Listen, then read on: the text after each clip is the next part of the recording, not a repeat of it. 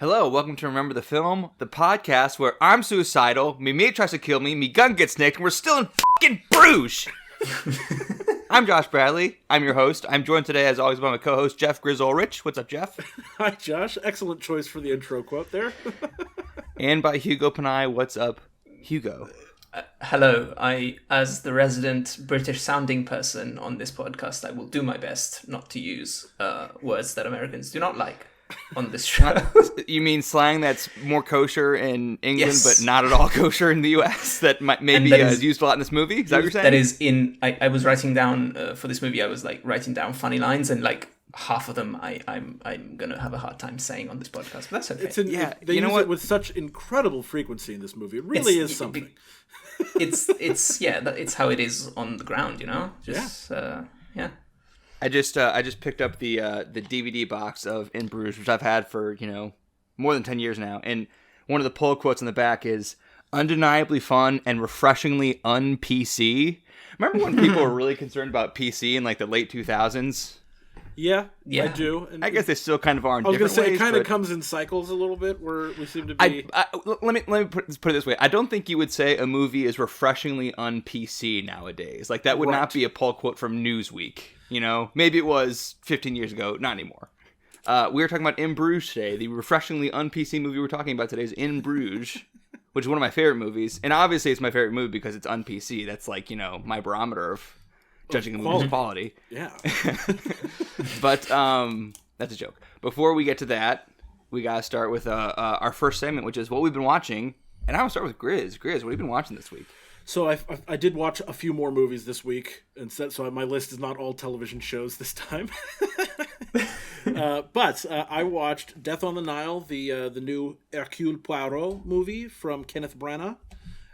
It is another one of those movies, so feel free to check it out if you liked the first one at all. Wait, I need to know how much champagne do they have relative to the Nile?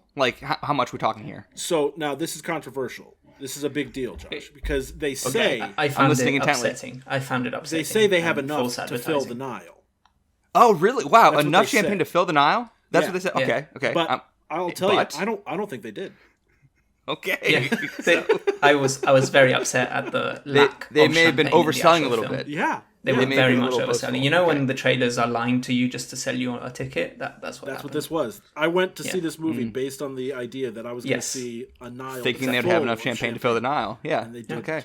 All right, that's disappointing. I don't want to talk about it anymore. It's upsetting. Studios really don't know how to market their movies anymore. They really I have to don't. be honest. The song from the trailer for Death on the Nile does not fit an Agatha Christie story at all. As I recall, the song from the trailer for Murder on the Orient Express was a Imagine Dragons song, as I recall, which also does not really fit. Does not fit an Agatha Christie story. I just don't get it. I also watched Marry Me, which is a new romantic comedy. Oh, wow. I'm getting married to Jennifer Lopez. Wow. Wow. I just happened to be in the audience of this concert, and I got married. Wow. I accidentally proposed to a pop star. Wow. Yeah, so that's the plot of the movie. That's Marry Me. How was that? How was that? I hear it's fun. It is pretty fun. Yeah. It's definitely a romantic comedy. It's not breaking new ground in the genre, but if you're a fan of romantic comedies, then it's a good one. It's quite solid. And then the other movie I watched this week, another new release, Uncharted, the new Sony Pictures movie based on the hit video game series of the same name. Josh, you weren't on it, but Hugo and I did a little brief episode of our show here where we discussed Hugo's thoughts before the movie released in the United States, because he got to see it in the UK. And I just want to say I basically agree with Hugo. It's a fun movie. Yeah. If you're a fan of the genre, if you like Indiana Jones, National Treasure, that type of thing, this is that, and it's good. Yep. It's a good time. It's not groundbreaking like Indiana Jones was, but Well, you guys are not alone in your opinion that it's good, because it made $55 million over the weekend domestic, $139 worldwide opening weekend, which is a classic very good opening weekend. Yes, a classic example of the critics saying one thing and the viewers saying, "Oh, I didn't read what the critics had to say." Yeah. Are critics not liking it? Is that what you're? Yeah, well, alluding to there? they're very, very tepid on it. It's got like a 46% on Rotten Tomatoes, which is pretty low. Which is pretty low, and much but it's lower like- than I think it deserves, honestly. Because it's Like, not this, a bad this to movie by any me, means. no, yeah, this to me is the classic 65% Rotten Tomatoes, 6.5 out of 10 average, and I think it's fine, and that's okay, and it's a fun movie, and I don't know, I don't think there's much to talk about one way or the other. That's what I mean to say. Yeah, it's definitely not going to end up being a film to remember on our show, rather. No, Because it's whatever. it's just launching a new franchise, is what it is. Yeah. But that's Good what luck I to watched them. this week. Hugo, what'd you watch this week? Okay, I caught up in some recent movies. I watched Pig and Come On, Come Good On, movie. both released this year that I both really liked. I'm so happy you watched Come On, Come On. I really liked Come On, Come On. It instantly, I put it in my top 5 of the year, for sure. Like, it's a great film. I'm kind of sad it got overlooked so much in sort of the awards circuit. I think it was very deserving. Just a great film, just a great little film. I think Mike Mills is becoming one of those directors that I'm gonna, how do you say it, Josh? You have a lifetime ticket for him? I have Or season something like tickets. that? Season tickets, yes. too. I yeah. definitely have season tickets for Mike Mills because both Nice. the films that I've seen from him, I really loved it. I think he taps into some sense of empathy for people and sentimentality that doesn't feel too, cinematic. It's not fake. It feels authentic and earnest, and I appreciate that. Also, like, Joaquin Phoenix, great actor. If that might be a weird statement, but hey, he's this, good. but he's great. Well, and it is Also- something that has to be said occasionally, because he had some performances earlier on in his career that people still hold against him, I think. Like Signs. People weren't wild about Joaquin Phoenix in Signs. They weren't. Signs. I mean, It was fine. I'm just telling you what I remember from when it came out. Maybe it was just my circle of friends, but everyone's like, "Oh yeah, Joaquin Phoenix was bad in this."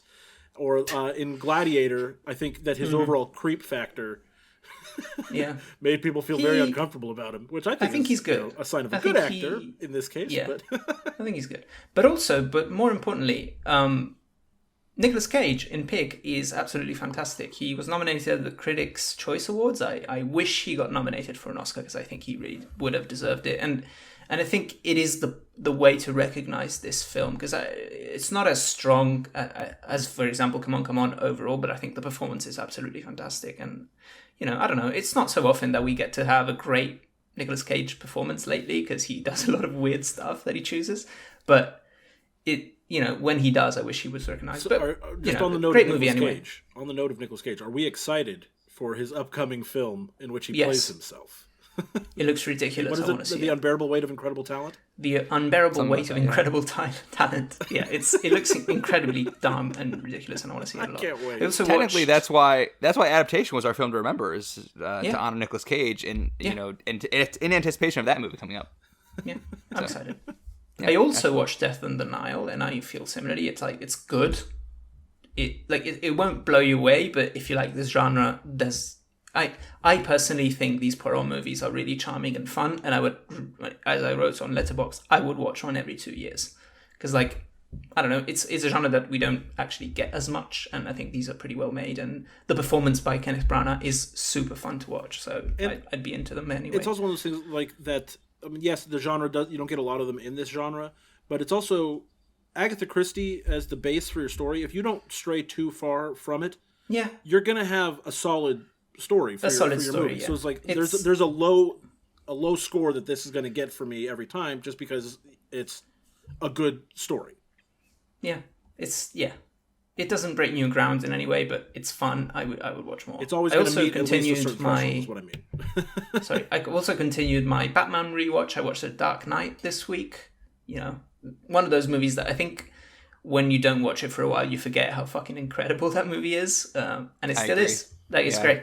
It's one of those movies that kind of maybe the reputation and the weird fans online that do Joker stuff, and you forget just how just incredible that film is. Like, And how much it lives up to the hype, pretty much. Like it does. It's Like, pretty every remarkable. time- Yeah, it's really good. Every time I go in thinking, oh, this is the time that I'm not going to like it as much. I've grown a few years. It's not. I've seen more movies, and no, it's still Interesting. My most recent watch of excellent. it, I did not like it as much as I remembered liking it. That's not to say I didn't like it, but I had come down a little bit on it the last time I watched it. There were some yeah. scenes I was like, oh, this is very superhero-y in a way that I didn't remember it being. Yeah, but I think it nails. I don't know. I really like it. I think it's incredible. Well, I'll watch and it again soon.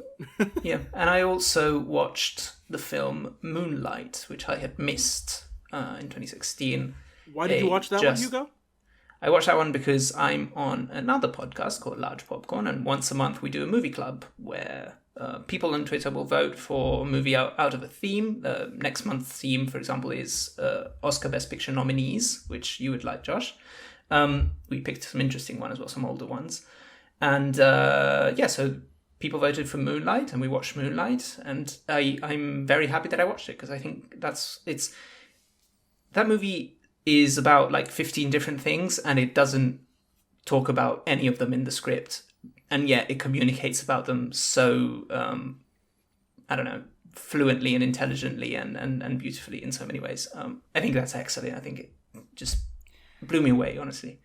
I think it was not only the best movie of that year, it's the best movie in like a streak of years. Like, you could probably set up guardrails between like 2014 and 2018, and there's not a better movie than Moonlight released in that stretch, I think. It's tough, yeah. It's a really, really good movie. I don't think there was one that was such a standout, at least, as movies that won Best Picture, for example, until Parasite. I don't think, which is, it's quite a few years.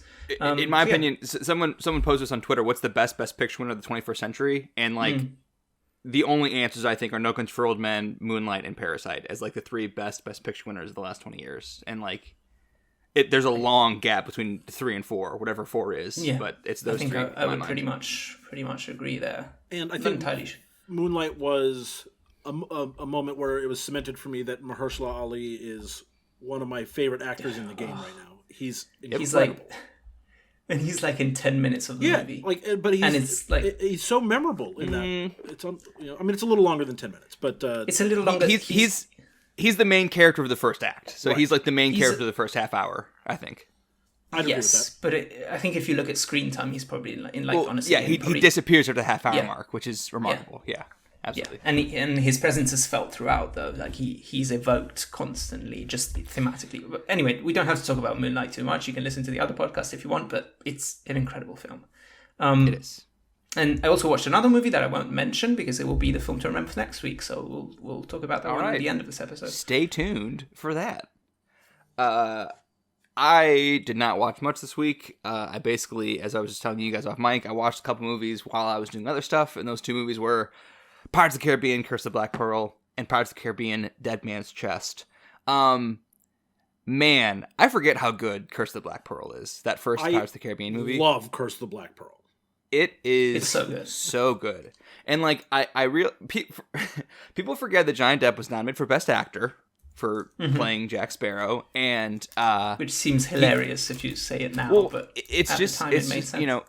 Because they've made 5 of those, and that character's just become such an enormous figure in pop culture, an enormous brand. To take a step back and remember what it was like the first time you saw it, the novelty of it, and knowing that Michael Eisner, who was the CEO of Disney at the time, wanted to fire him watching the dailies because he had no idea what he was doing, and did not approve, and then it turned out to be one of the great iconic characters of the last 20 years, and an Oscar nomination, and man, it's just really good, and what he's doing is so fun and interesting, and I think that first movie is good because of Johnny Depp. And then I watched the second movie and I'm like, oh yeah, okay, I get why there's diminishing returns on this, because the second one how do you feel really about not as 2 good and 3? as the first one.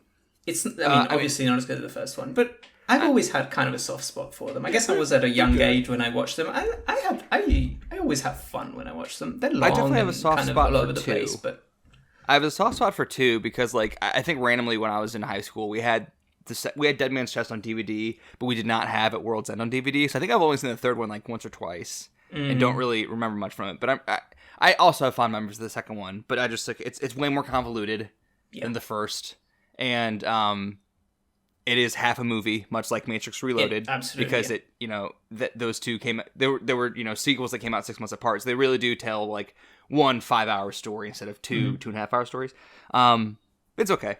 I can report back after I watch World's End, if I watch World's End. You should. I think I will never not think that the Council of Pirates is the coolest thing I've ever seen. Like, it was a cool concept for sure. All the different cool pirates, and one of them is like from the Rolling Stones. Like, Yes. come on, I enjoy that stuff. Keith Richards? One of them is from the Rolling Stones. Oh, you mean Keith Richards? Keith Richards, yeah. Well, and I that's, used and to, that's you so know, good as a because you know, and this Johnny Depp had modeled some of Yeah. Jack Sparrow's Keith characteristics Richards, of course. off of Keith Richards. So, I mean, yeah, a lot of them. yeah. Just looking at, you know, So stuff that that he was- puts in his hair and stuff. That was What a a guy. nod to people who actually had Mm-hmm. heard things beyond what they saw on the screen about the movies. And So then, I and then in one of the newer ones, they brought out Paul McCartney, and it was just like, no, it doesn't. Yes, I did. I didn't know that Yeah. until I was actually reading the Wikipedia page last night for Dead Men Tell No Tales, which is a fifth Pirates movie that came out in 2017. You could put a gun in my head and ask me when did the last Pirates movie come out, and I would have had no idea. I would not have said 2017, but that's when it came out. Yeah, Paul McCartney's in it. that was the one with Javier Bardem, Javier I Bardem think. as the villain. It was okay. Correct, and it also made $750 million, which is baffling to me because I don't know a soul that saw it, and I saw it. I couldn't tell you when it came out. Yeah, Grizz is raising his hand for those in Yes. the audio. Oh, so sorry. Yes, of course. Again, and I guess Grizz is why it made $750 million. yes, I went and saw it. Pirates of the Caribbean: Curse of the Black Pearl. I was just looking to where it was on my list, on my top 300 movies of all time list. It is number 30. I love Curse of the Black Pearl. And now that's my favorite movies, not the best quality made movies. Just Yeah, of course. Sure. I don't want all the film snobs coming after me. Well, you can defend yourself against the film snobs by telling them about In Bruges, which is our film to remember today. How about that segue? That was a pretty good segue. Well That was done. very good, yeah. That was good. Before we talk about In Bruges, I want to talk briefly about Mark McDonagh, just because the reason we're talking about In Bruges today is because In Bruges is Mark McDonagh's first movie, and his fourth movie is allegedly coming out in 2022, but we'll see. I haven't heard anything about it. What's funny is, like, when we did our most anticipated episode for 2022, we were kind of guessing that all these movies would come out in 2022, because, like, I hadn't heard of, a status on most of them, and then, like, within like 10 days of us dropping that episode, That's a bunch multiple of trailers. trailers dropped for movies that I wasn't sure would come out this year, but, like, our prayers that were they answered, are. basically. Yeah. Yeah. And also, there was no footage of the killer in that like big Netflix highlight reel trailer for movies of 2022 that they're putting out, and there was footage of Knives Out 2. So I'm Barely, kind of though. starting to think barely. Yeah, that's true. But I'm starting to think that maybe the killer might not be this year. But we'll see. All of my movies Well, are we'll coming see. out this year. All of them is coming out this year, yes. Well, I mean, if precedent tells us anything, that means that after we drop this episode, a trailer for Mark McDonagh's fourth movie will come out on Wednesday of this week, basically. Fingers That'd be crossed. Yes. But if you guys will indulge me, give me like 90 seconds, 2 minutes on Mark Go McDonagh. ahead. Let me just run through this really quickly. So before he got into filmmaking, he came to fame as a playwright in the 90s and 2000s. He had 4 plays nominated at the Tonys for Best Play. None of them won, but those 4 plays were The Beauty Queen of Leenane, The Lonesome West, The Pillow Man, and The Lieutenant of Inishmore. And I've actually read the latter two. I've read The Pillow Man and Lieutenant of Inishmore, and huge recommends, especially The Pillow Man. The Pillow Man is probably his most acclaimed work, and I don't know if you two are ever inclined to read plays, but Oh, sometimes. get your hands on a copy of The Pillow Man. It's really good. Really messed up, but really good.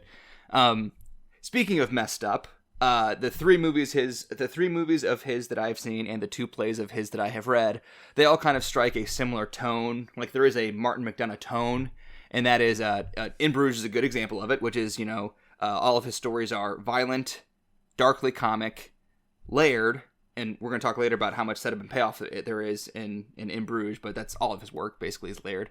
And most of his work is centered on terrible people, but usually with some redemptive aspects. And, the last half hour of In Bruges is like very explicitly about redemption or, if it's possible and that kind of stuff. And if you guys saw 3 Billboards, there were some redemptive elements in that movie that some audiences took issue with, which, is fair, I guess. But, that's kind of a Martin McDonagh movie is those tonal aspects.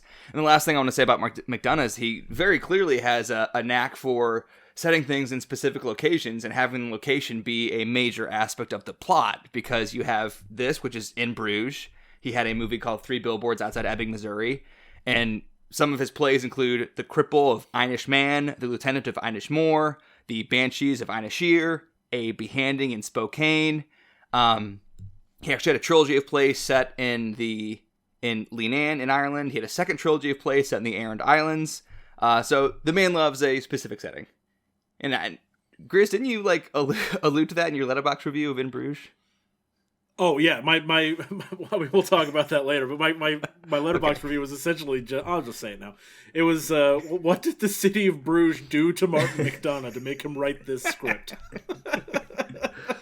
Which is funny because I think he clearly has some affection for Bruges. Yeah. But we can get to that in a second, I guess. Any thoughts from you guys on the work of Martin McDonagh? I don't know if you've seen much beyond In Bruges, but just any general thoughts? The only other one I've seen was 3 Billboards. I figured, yeah. And that's the one that most people will have seen, especially among the people who might be watching or listening to this podcast, big movie fans. It was a good movie, excellent performances. I remember being very high on it when I saw it, but I haven't thought about it much since then. And so it might be worth going back and giving another watch to, because I know that I liked it the first time, but I can't remember. I can't put my finger on exactly what it was in recollection. I remember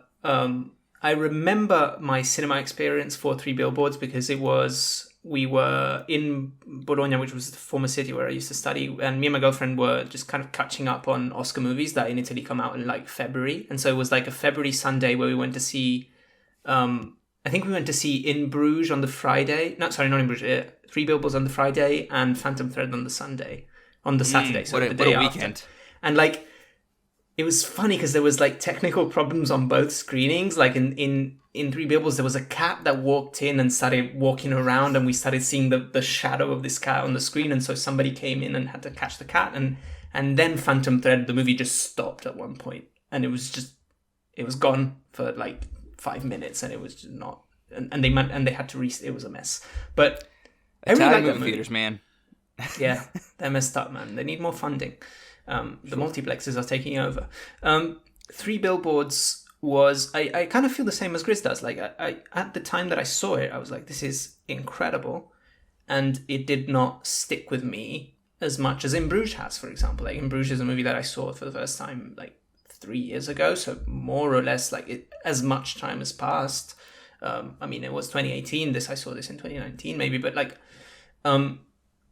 I've been thinking about this movie. Like, I remember lines from this movie, and I guess 3 Billboards didn't quite do the same. Like, I remember the strength of the performances and some of the themes, but it didn't. Exactly. Yeah, it won 2 Oscars for acting. I remember Sam Rockwell and performances were fantastic. Yeah, in particular, Woody Harrelson. Yeah, I remember. Excellent Standout. Frances McDormand, always the same level of good, which is really good. So yeah, is she the most?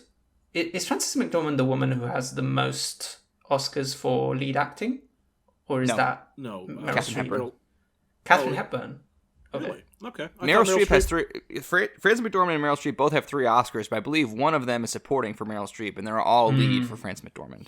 But Katharine Hepburn has 4 lead acting Oscars, I think, or at least 3 lead and 1 supporting. She has 4 total, and I think they're all 4 for lead. Yeah. Personally, I love Martin McDonagh's work. Like I said, I have season tickets to him.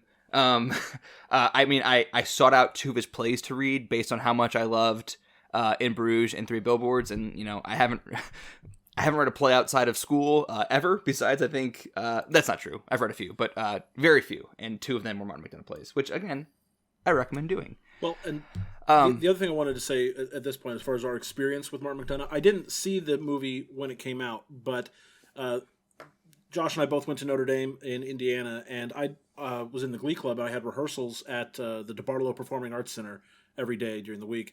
And on your way in, there's a TV showing the previews for the art films that they would show in that theater.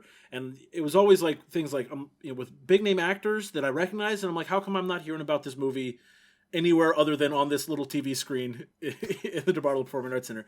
In Bruges was one of those movies that they showed at the DeBartolo Performing Arts Center. And I believe it. I really wish I'd gone to see it because I saw the commercials. I was like, this looks pretty good, but and then I just never got around to it. Yeah, and it's funny to say that because I think freshman year of college at Notre Dame is when I first saw In Bruges. We can let me table that for just a second and go through Boilerplate. Then we can talk about our history with the movie.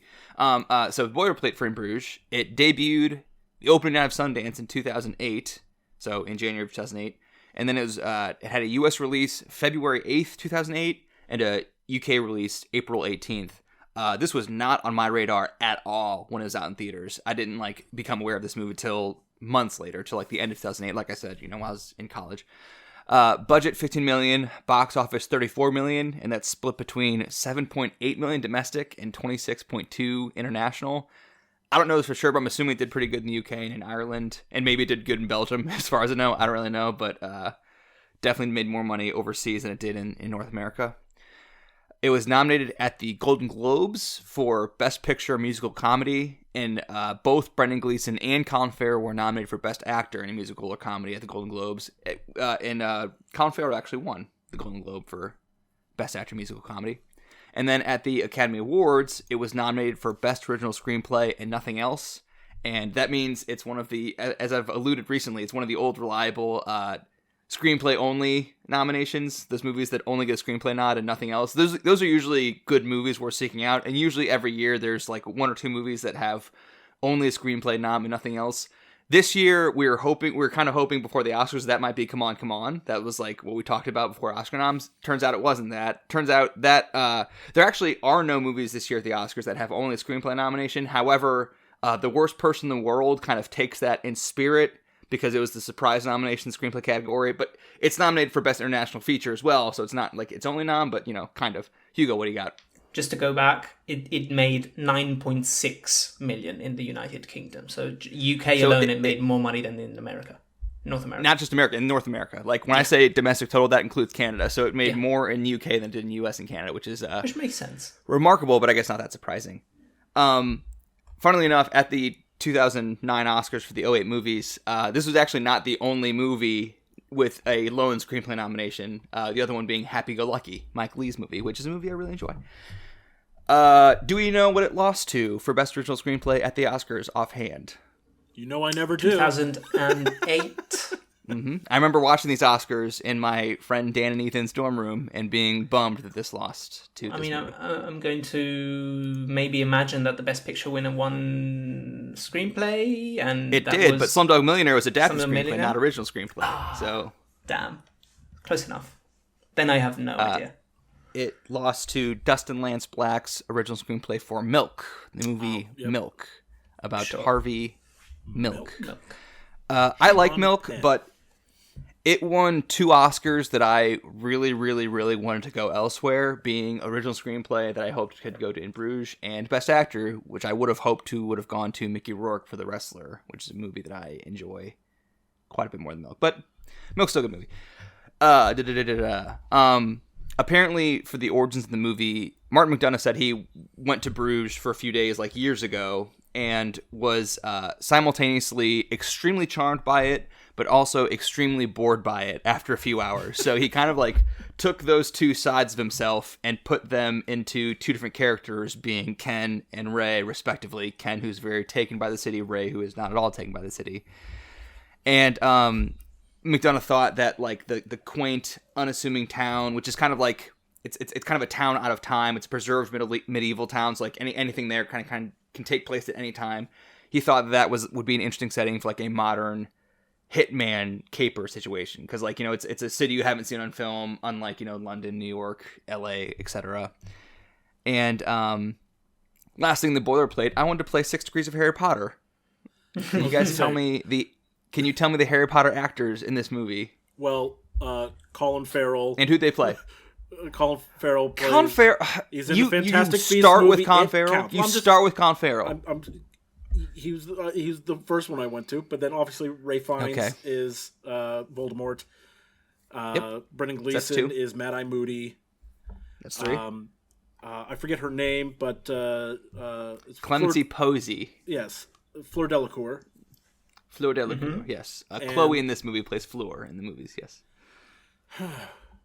I wouldn't even be surprised if the little person in the movie whose name I'm not familiar with, wouldn't be surprised if he was in Gringotts. I would have believed it. No, but yeah, full disclosure, I stole this portion from the IMDb trivia section. I didn't know this offhand, but Kieran Hines, Oscar nominated for Belfast this year. He's uncredited as the priest in this. The priest. Oh yeah, he is the priest in this. That is assassinated, and apparently he's Aberforth Dumbledore in Deathly Hallows. He's Dumbledore's brother. He's Dumbledore's brother. So, Oscar nominee Kieran Hines in this movie is our last entry in the 6 Weeks of Harry Potter game.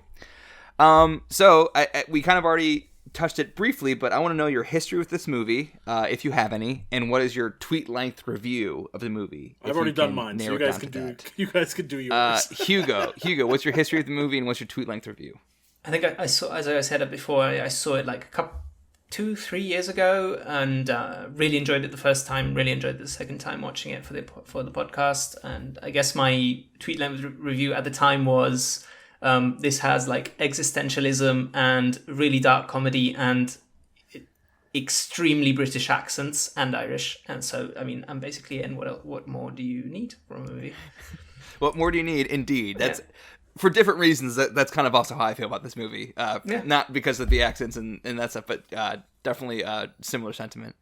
Grizz, what's your history with the movie? Because you already gave your tweet-length review. I gave the tweet-length review, and basically my history with the movie was, like I said, seeing it, being aware of its existence, and being like, oh, I recognize these actors. How come I'm not hearing about this movie? And then, when you're in college, going to see movies was, cost prohibitive at times. I don't know how Hugo does it, but I don't spend money on anything else. So, but that's even movies that like did kind of catch my interest, like In Bruges looked like a movie that I might want to see. I didn't see it because you'd have to drive off campus and pay for the movie ticket and all that. It was just right. It was kind of a pain, but I'm sure Deepak showed it at some point. They did. That's what I'm saying. The Deepak had it. Okay. And that's when I saw it. Well, you don't have to drive off campus. Then it's right there. I know. That's my reason for why I didn't see as many movies in college. Okay. But then I just didn't go see it. I don't know why. And now I'm like filled with regret. Do you know when you did first see it? Do you know when you first saw it? When that was? It was just a couple of years ago. It was the first time I finally saw it. Cool.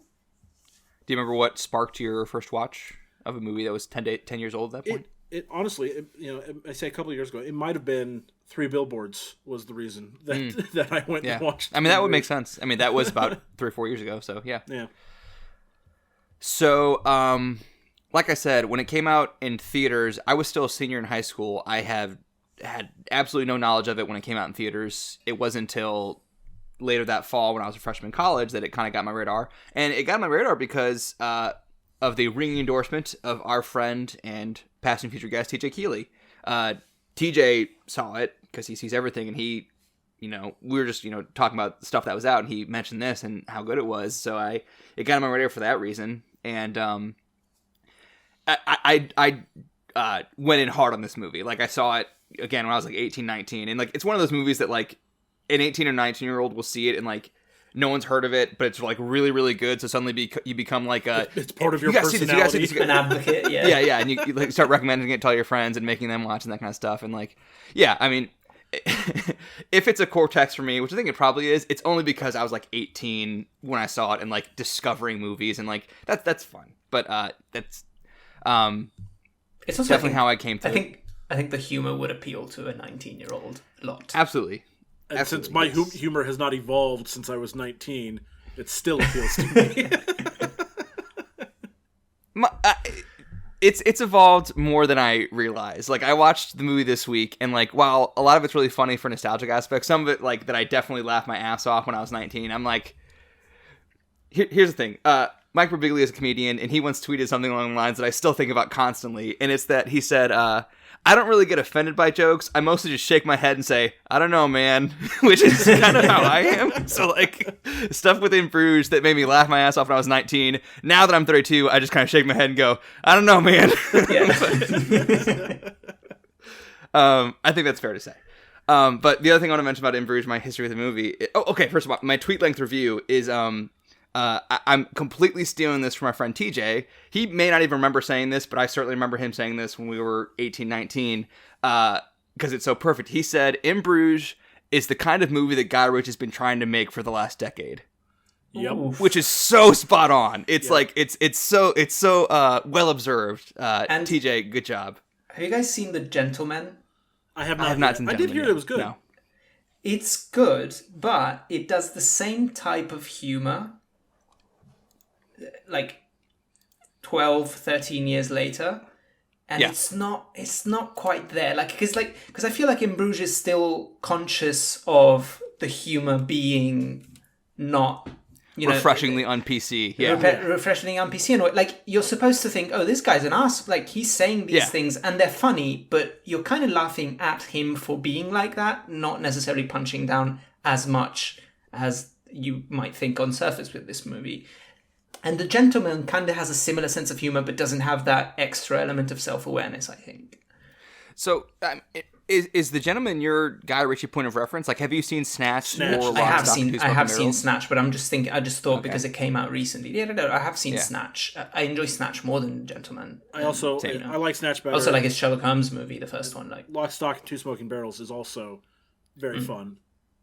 I like Lock, Stock, and Two Smoking Barrels the best, but Snatch is also very good. But like I feel like, to TJ's point, and to the point that I still remember him saying this, 15 years later almost, is that like those movies are like this, but like, and I feel like they're reaching to be something like this, but In Bruges is what those aspire to be. Maybe I'm just reading in too much, but that's my tweet length review. Compliments of TJ. And the other thing about my history with this movie is that when I was 23 and just starting a YouTube account, I made a video about this that took off, relatively speaking, at the time. It got a couple 100,000 views, which was very exciting for me when I was 23. Excellent. It's an excellent achievement. Sure.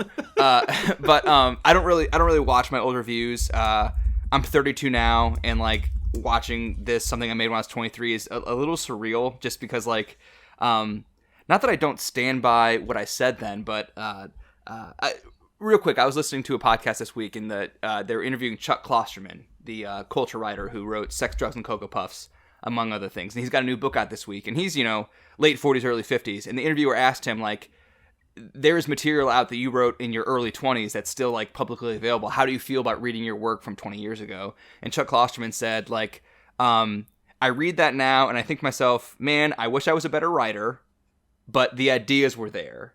So, like, his note to himself 20 years later was, like, you're not that good of a writer, but the ideas you have are good. You're just not very good at communicating them. And that's exactly how I feel watching a video that I made about this movie from 9 years ago. Like, I think the ideas are actually decent, but, like, it's really poorly written and really poorly edited. And we will put a link in the description of this episode to my video, but, like, just know that going in. It's not very well edited or well written, but, like, I think the ideas are, cogent, I guess, is what I would say. I'm sure if you feel that way about your old stuff, that's better than how I feel every time I look at my old Facebook posts. On Facebook my God, me too. Like, it's horrible. It's really horrible. Wow. I was just any day that I remember to check, I just kind of delete a bunch of stuff because I'm like, okay, I was 13 years old. Probably a good plan, yeah. Dude, yeah, the fact that you were 13 on Facebook is rough. Like, Facebook didn't exist until I was like 15, 16, and like even that's rough. But man, I can't imagine being like 12 and being able to broadcast my thoughts in permanent ink on the internet. It's a bad rabbit hole to go down. I think it was, I have to be honest. Yesterday, I had a memory that was just is practicing his skills of an economist, which was a reference that I made to a Strong Bad video on homestarrunner.com, where his skills of an artist was the line in that. And so I was at an economy test. What a niche thing to reference. You're saying a bunch of words, and I have no idea what you're talking about. No one knows what it is. No one knew what it was then. Like, why did I think that was a good idea? I recently had this conversation with some friends about Facebook memories and how cringe they are, and I'll tell you what I told them. A non-zero amount of my posts from like 2006, 2008 were just Panic at the Disco lyrics, and that's a time that I wish that I could forget. And Facebook won't let me. They're like, here, this is who you were. Face it. But the other reason I bring up a video I made about this movie 9 years ago is because I have a lot of thoughts about this movie, and they're often scattered and disorganized thoughts, and I wanted to make a video so that I could organize my thoughts about it and not just like word vomit whenever I try to talk about it.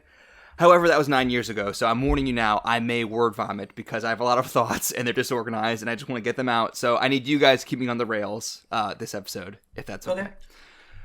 So, premise of In Bruges, very simple, at least seemingly so. After a hit gone wrong, two London hitmen, Ray and Ken, go into hiding in Bruges and await instructions from their boss Harry. And stuff happens after that. One thing that I always admired about the movie that I definitely noted on this most recent watch is that the screenplay takes its time revealing what the movie actually is. It plops you down. Like, you learn in the voiceover in the opening 30 seconds that, like, a hit has just taken place and these two guys are going into hiding because they just killed somebody. But, like,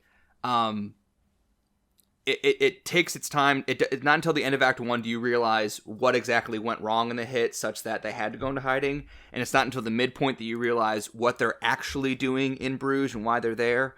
And I just think that's really good stuff, and also, I really admired for that. The Ray Fiennes character is on the phone, and you see his writing, so his presence is throughout the movie. But I don't think you see him before like the third act, the last half hours of the movie, last 40 minutes maybe. Probably the last 30, 40 minutes, yeah. But yeah, I mean, he's evoked again in that opening monologue or in that opening voiceover because, like, you know, I went home to wait instruction. Shortly thereafter, instruction came through. Get the F out of London, use dumb F. So, like, that's his words in the opening scene. And like you said, you hear him on the phone twice before you actually see him. So he hangs over the movie quite a bit. So I don't want to talk too much about the structure because we get into spoilers. But, I mean, as we're talking about Harry, I just want to ask you guys what you think about the characters in general of Ray, played by Colin Farrell, Ken, played by Brendan Gleeson, and Harry, played by Ray Fiennes. So let's start with Ray, and let's start with Grizz. Grizz, what do you think about Ray, Colin Farrell's character? Colin Farrell, he provides most of the humor of the movie in that, like, he's a terrible person. yes. But he's trying not to. But he's trying not to. Very notably, he's trying not to be. That's the important part. And, like, he has no filter. This character is the reason that they say it's delightfully un-PC or whatever the box said. It's this character. He makes a lot of comments that are humorous, but they're the sort of comments that if you were to make them as an actual person, you would be vilified. And don't belong in polite society. Yeah, yes. Exactly. So he's a lot of fun to watch, and because he's such a screw up, you get kind of attached to him in a weird way that you want to see him get his life on track, and you feel for him despite him being just an all around bad guy. Yeah, I mean, he kills people, and he kills priests and children, as he tells Chloe, which is, I think that's one of the very strengths dark of the movie. I think that's one of the main strengths of the movie is that you actually do kind of care about him, and like he's going through this existential crisis, he's suicidal, and you're kind of like, you feel empathy for him, even though he's a hitman. He's literally like, well, especially, and he does a bunch of horrible stuff in the, like, aside from the killing alone, like, he's obnoxious, he's annoyingly loud, he says a bunch of rude things to a bunch of people, he punches like a couple in a restaurant, like he does a bunch of stuff that if you knew this person, you'd say, this guy's an asshole, I don't want to have anything to do with him. But the movie manages to present it in a way that you kind of still feel some endearment to him. And some of the times when he's being a jerk, it's like in conjunction with him actually trying to do something helpful. So, like, he just doesn't get it. Yeah, the Americans who are going to climb these 1,000 staircases, and they all look like me, and they probably don't have any business going up 1,000 stairs in this narrow staircase. They don't look like you. I know, I'm exaggerating, but they're overweight. Is the point? But the joke, Americans in it, like after when they leave, that's the good part of that joke. It's he's trying to get them to not go. Because he's like, no, like, really, this is a bad idea. You're not gonna fit, and it's a lot of stairs, and he's absolutely right.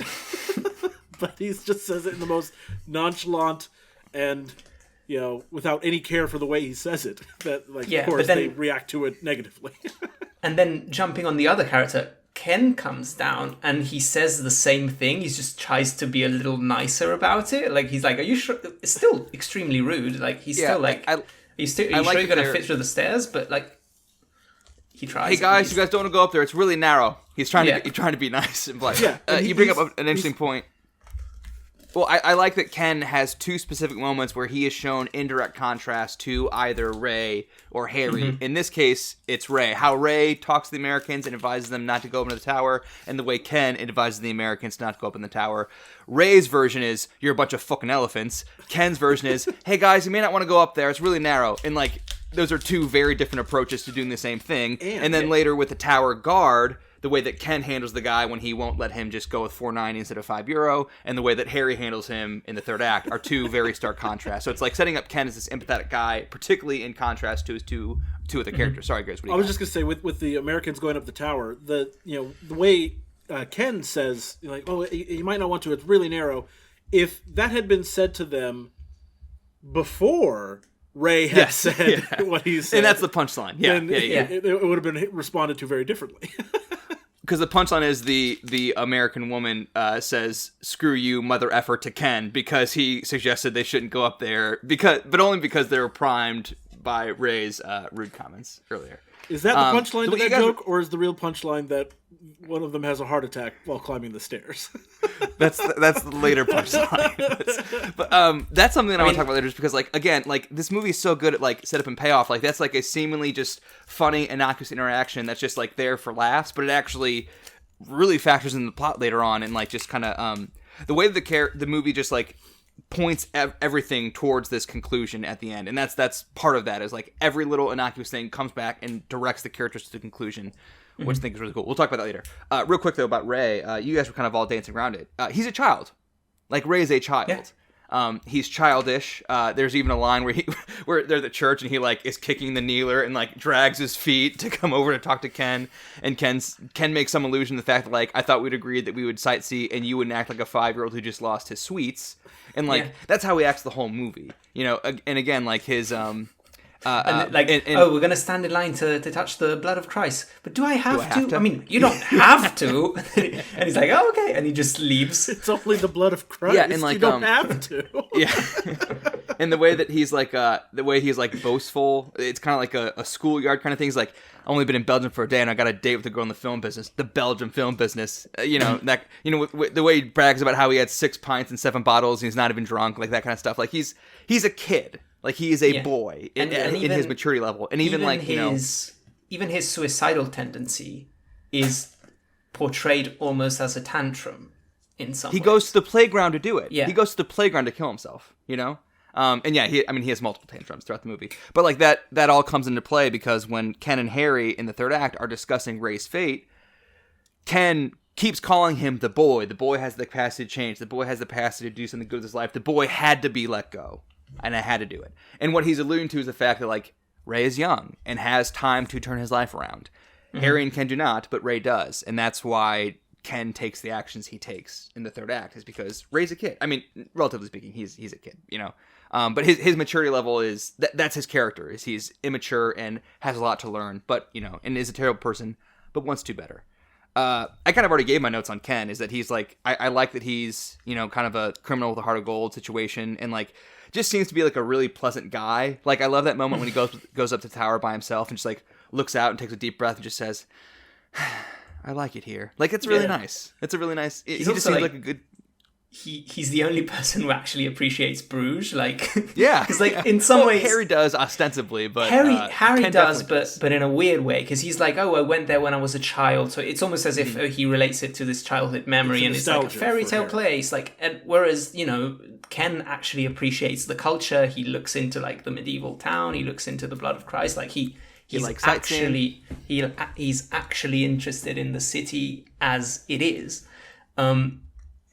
And the thing about Ken is like there's multiple times throughout the movie where he's talking and he's like, yeah, this is what I do. I'm a killer, but also like, if my, the lady is bringing up her shopping out, I'll open the door for her. I won't actually bring it up the stairs, but I'll open the door for her. Like he also tries to be a good person. Yeah. He does his best. Yeah. I like Ken a lot. I think that he is the most relatable character. I think that's by design, that he's the character that the general audience can probably most relate to, in that we all know someone or have a child that we have to kind of drag through life kicking and screaming. Yeah, Ken's the parent in the movie. Yeah, Ken absolutely. is the parent. Yeah. And I like Ken because he is you like nice characters. I do. I like nice characters, Yeah. and Ken is a nice character.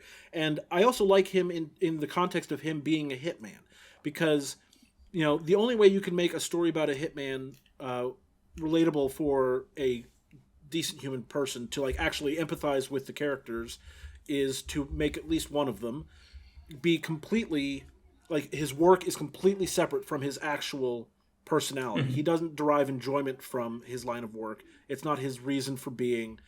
It's just it's his job, and he's also a really good person outside of that, which I think makes him for it's an interesting dynamic to consider.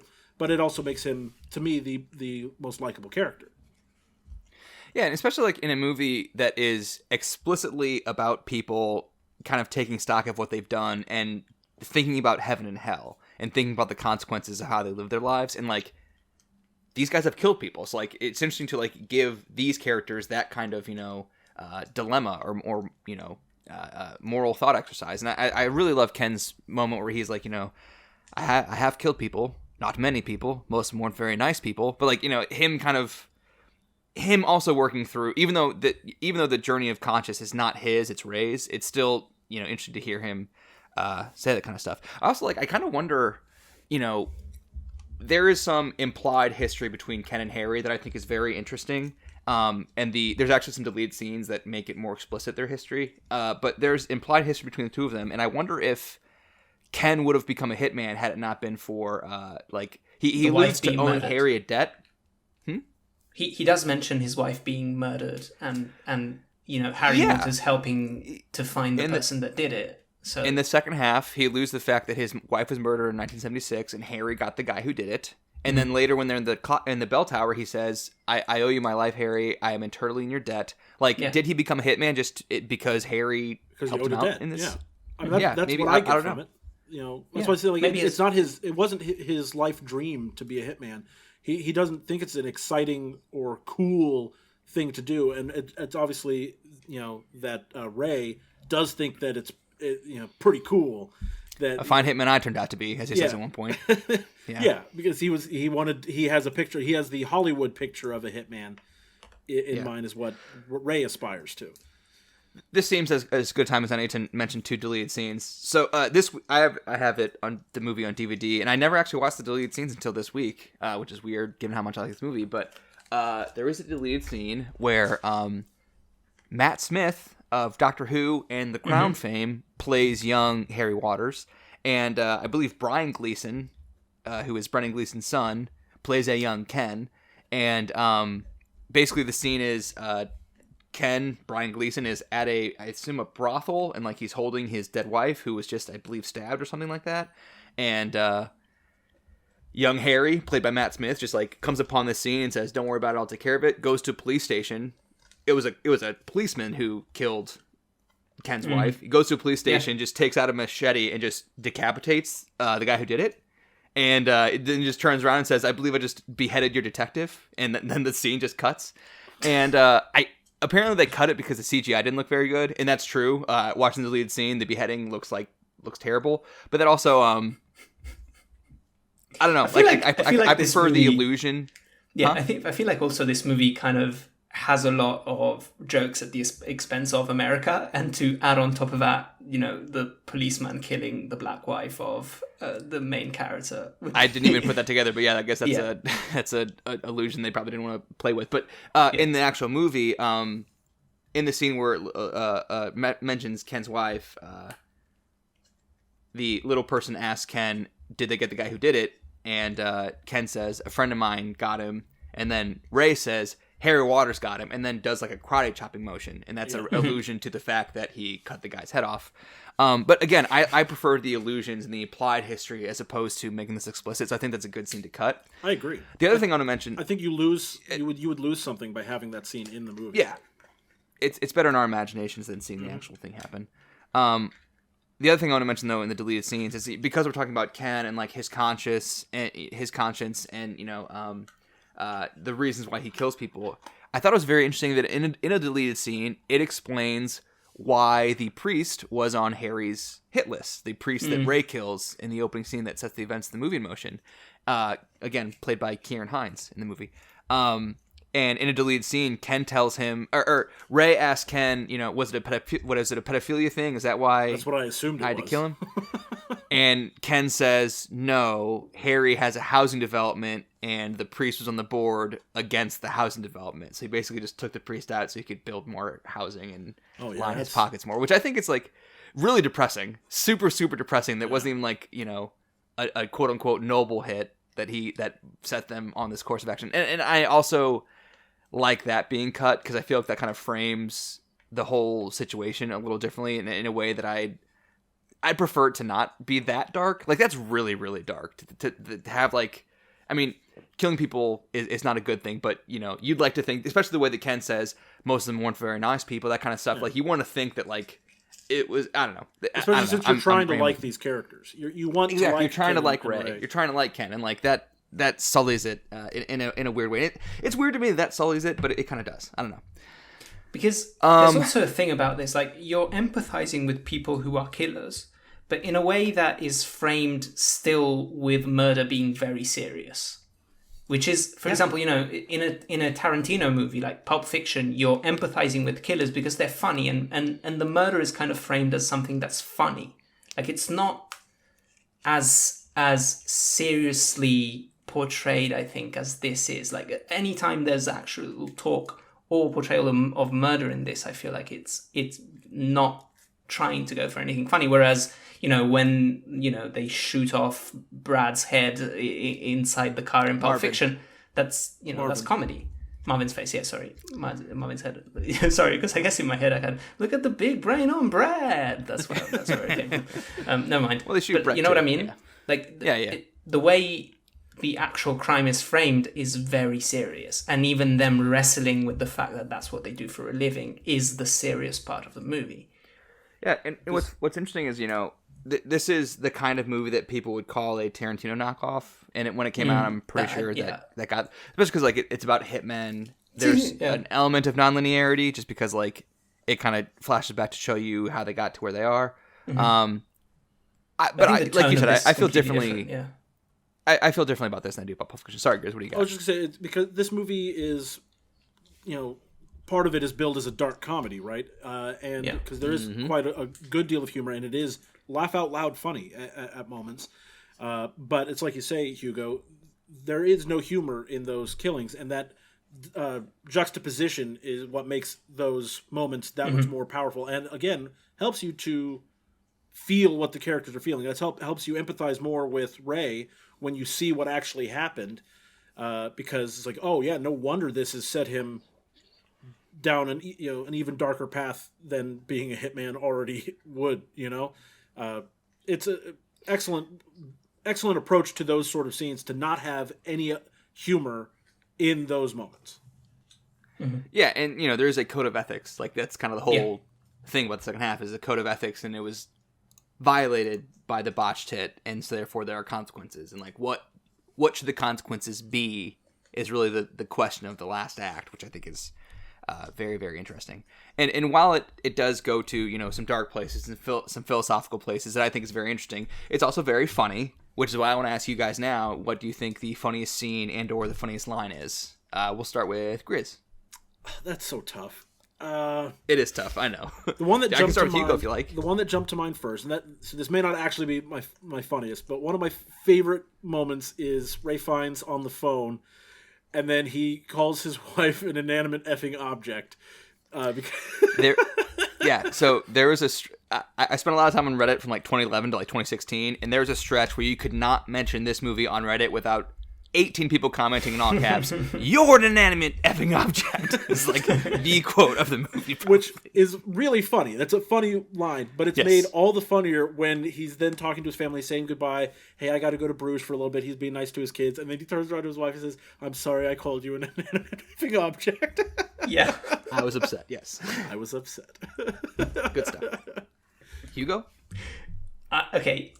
There's a bunch of them that I can't say. Correct. But I just looked at what Hugo has. I'm excited for this one. Yeah. Okay, there's my favorite parts of comedy of the film is when something related to the fact that they are killers is happening, but they treat it completely nonchalantly. So there's the scene where he's in Chloe's apartment and they're about to have sex, and then the ex-boyfriend, who also is her partner in crime, shows up and like he pulls a gun on him and he gets the gun, and then he pulls a knife on him and he shoots the blank in his eye, and he's really only thinking about that he's upset because he thinks Chloe is actually not into him. Yeah. And like he's upset about that, but he kind of deals with this low-level criminal in such an easy way, and he doesn't even kind of consider him a threat. Yeah, he doesn't give a second thought. And of course you can't really see. I funny. just shot a blank in your eye. Yeah, it's great.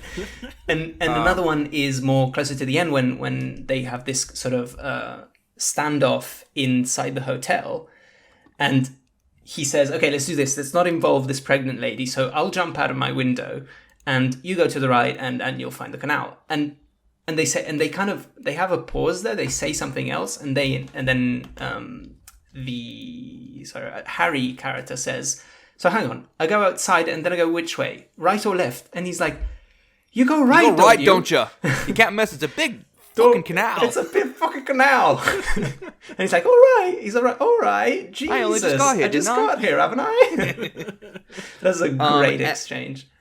As I recall, at the Oscars that year, for the screenplay categories, they played little clips from the nominated movies and had text on screen of the script going by as the scene goes, and that was the scene they showed at the Oscars. That is such a good exchange. All right, we'll go on 3. All right, who says it? You or me? Yeah. All of that scene is great, and even I believe that was him, yes. The hotel owner character is fantastic. I think Marie. she's really good in the movie. Yes. The other funniest scene is when when they sit down in that square, in the main square. This is my answer. This is my answer for funniest scene. Yeah. It's when Ken and Harry, and they have that conversation, and we can't repeat it, but it's like, let's face it, you're a C-word. It's like, it's great. Yeah. That's so good. And what's funny is like that conversation is like, them talking about the theme of the movie, like them sitting down and have two philosophically opposing viewpoints, and those are the viewpoints that the movie wrestles with. So that is like the key scene thematically of the movie right there, is them just like talking about what Ray's fate should be, what the consequences should be for his actions. And then in the middle of that, they sneak in just like this rant from Ken about how Harry's a terrible person, and irredeemably so. And it's like one of the funniest things I've seen in a movie in a long time. And I mean no disrespect, like he clearly has affection for this guy, but he's like, yeah, you're this, like you're not going to change, you're going to become even worse. It's like, it's great. I think it's especially funny because it's very clearly framed as a scene between like two old friends that in some weird way. Yes. Yeah, in some weird way, still are friends, despite the fact that they're gonna, they love kill each other in a warped, strange, As Ken says minutes later at the top of the tower, he says, "I love you, unconditionally, whatever, etc. I owe you everything." What's your funniest line, Josh? Well, it's probably that scene that Hugo just alluded to, but I also have a lot of affection for when he's at the restaurant with Chloe. And he punches the guy, and he says, "That's for John Lennon, you Yankee F," which is something I think about that a lot. And I think, like, man, when I go to Europe, will Europeans hold John Lennon's death against me as an American? Should I be prepared for that?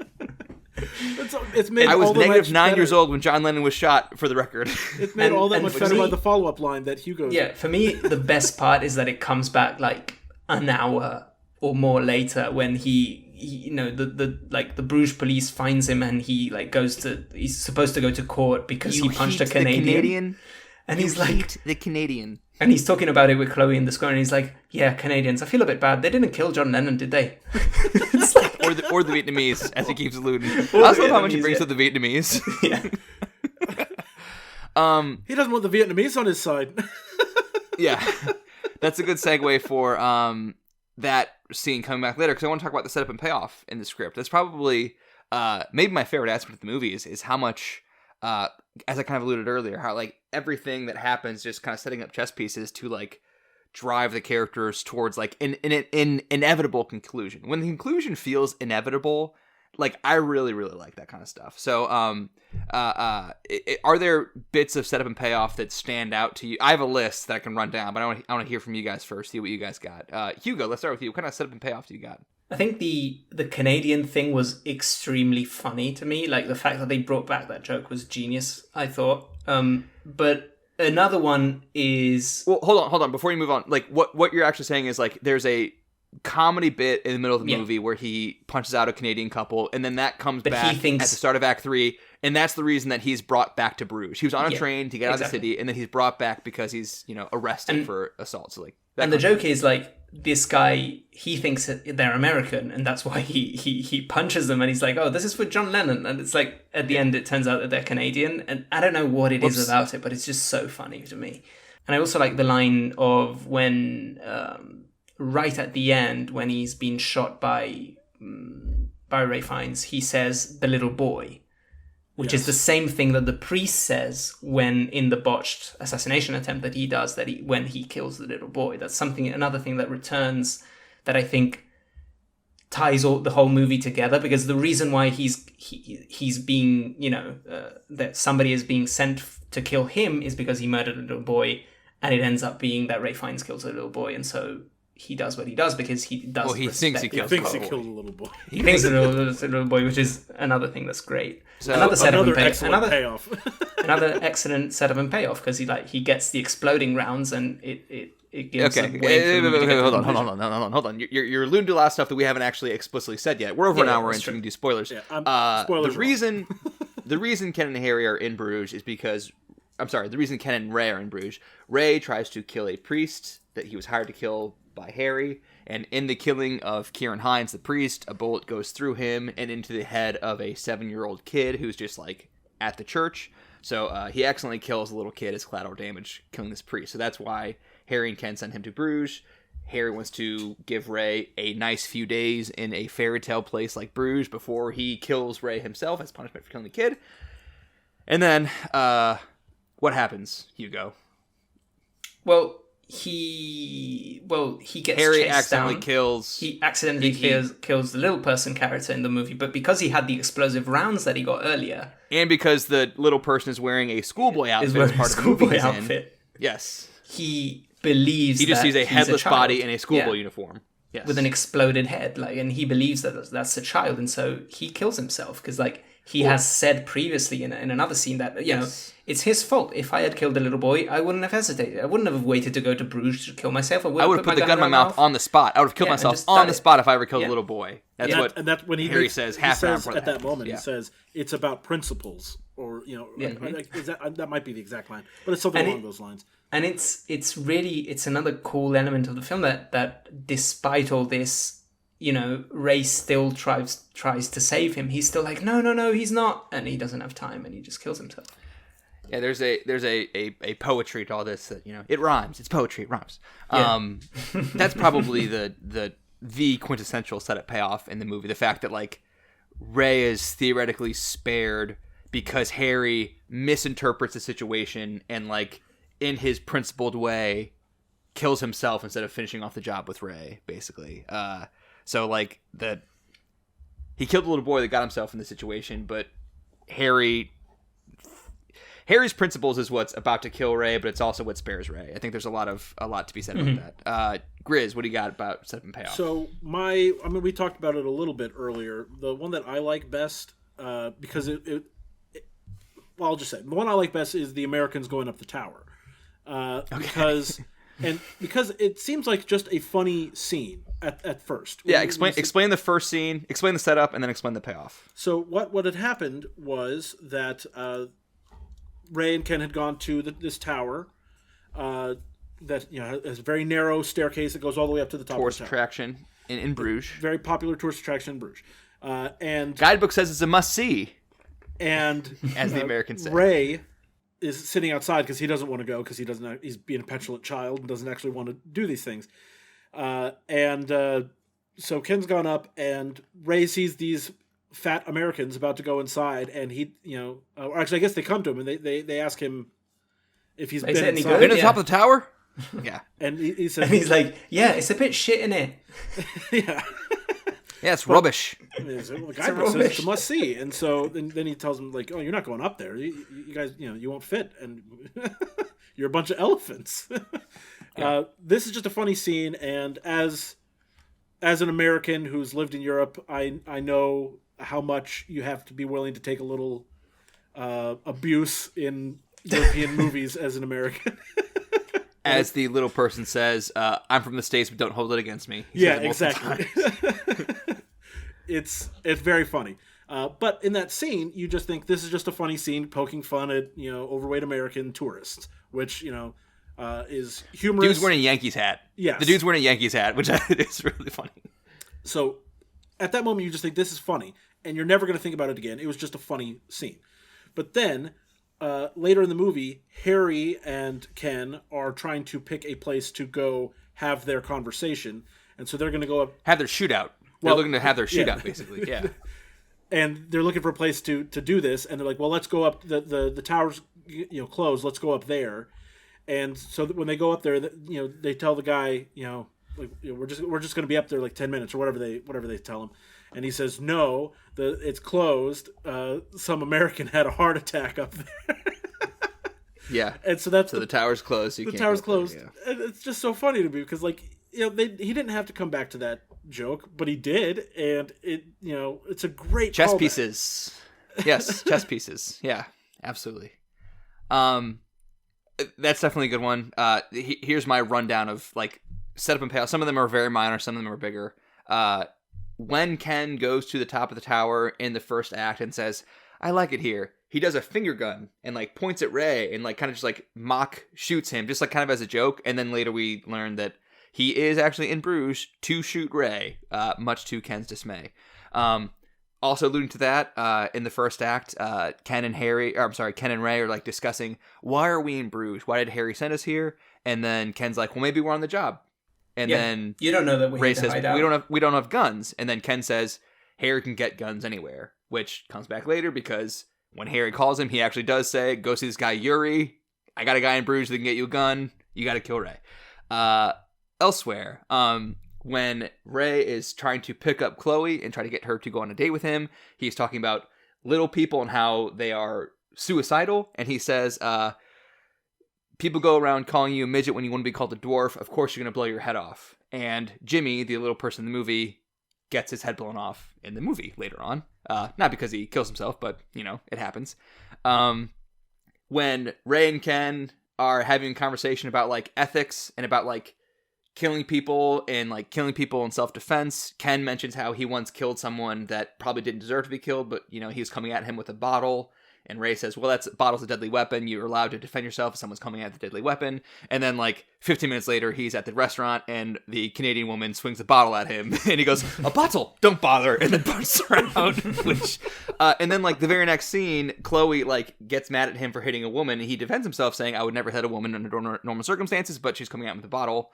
It's basically, introducing a gray area in the ethics. Because again, this is a movie about ethics, actions, consequences. And what this is saying is sometimes there are gray areas in the action, consequences, ethics, ethos. It's funny, but it's also, thematically interesting. And it's what a else? Good question to make the viewers think about, even if they're this movie, I think does a great job in general of bringing up these ethical questions without being obvious about it, so that throughout the movie, I think you as the viewer are kind of having this conversation with yourself about what would you do in a similar situation? What do you think about these things? And so it asks those questions in a way that kind of forces you to think about it, which is a good subtle way to make someone learn a lesson. And maybe my favorite little bit of setup and payoff, talk about a seemingly innocuous thing that happens that really factors in later is Ken's coins. Mm-hmm. You guys know what I'm talking about? Yes. Yeah. So in the first act, when Ken goes up to the tower, as I alluded earlier, it costs €5. He has $4.90 in change. The guy at the booth will not accept $4.90. He's kind of a jerk to Ken, and so Ken has to instead break a €50 note, and he takes his $4.90 in change back with him. And then an hour later, he is at the top of the tower, and he is about to jump off the tower so he can warn, because he knows he's about to die, and he wants to warn Ray that Harry is here. So he is prepared to basically kill himself in his final act, warn Ray. And he needs to get down faster than Harry. he needs to get down faster than the stairs. And what's faster than the stairs? Jumping. And so, but he doesn't want to jump and like land on someone. So he takes his coins out of his pocket, drops them slowly one at a time to like alert people below. Hey, get out of the way. I'm about to land there. And then he jumps and dies, which I thought was like such a clever setup and like such a, cause that is such a Ken thing to do, to like warn people to get out of the way. Like, because he is a nice man and does not want collateral damage. So he wants to, if he's going to kill himself, he doesn't want to bring anybody else down with him. And so, of course, he's going to do something like that. But, like, the fact that we give him a reason to have those coins, and also, like, the moment with him and the booth operator is also, like, a very nice Ken moment, where instead of losing his cool, like Harry does, he doesn't. And the way, but, like, you can tell he's pissed off, like, the way he says, happy in your work. Like, he's kind of being a dick, but also not being a dick. Like, he's, you know, he's just, like, he's walking a line there. I thought that was excellent. I love that moment. And last thing I'll say is the... well, okay, sorry, two more things. The Bosch painting. The painting that they, like, go see in the second act where they discuss Judgment Day and Heaven and Hell and Purgatory. It's called... The painting's called The Last Judgment by Hieronymus Bosch. Sorry for mispronouncing that. And then later, when Jimmy is in the schoolboy outfit, the little person's schoolboy outfit, he's talking about the movie they're filming, and he says it all turned out to be some kind of Boschian nightmare.